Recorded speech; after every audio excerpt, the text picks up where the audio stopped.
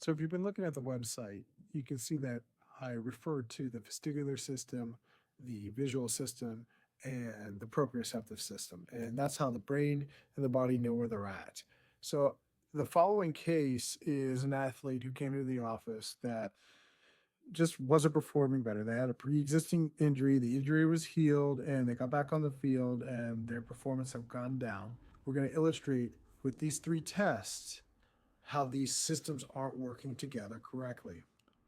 This is an athlete that was in the dark, and we're going to take a look at their eyes. And I'm showing that their eyes drift to the right and then beat to the left. We can see it by the graph. We play the eyes. The patient's looking out or the athlete's looking out at us. Their eyes are drifting to the right and beating left, left, left, left. Here goes a whole bunch of them in a row. Look at them go. So they're in the dark. They don't feel like they're moving, but their brain is telling that they're turning to the left. It's very significant. Now we look at the same athlete and they can't move their eyes as fast to the right side. This is a velocity graph, and the green is to the right and the red is to the left. So obviously the green is at 400 and the red is at 5. We look at the next phase, which is a position graph. So they're unable to actually hit the target. The red ones hit the target, the green ones are short because they're too slow. So they can't move their eyes as fast to the right, their eyes are too slow, and they can't hit the target. And finally, this is what it looks all together. You can see the rainbow. The red is much faster, the green is much slower, and that all ties back into that nystagmus that we just showed you. The last test we're looking at here is a balance test. This is the same athlete, same case. They're standing on foam, eyes closed, and head to the right, and they have an 80.4% stability score. That's not bad, 80.4%. So they are very stable, heads to the right, 80.4%.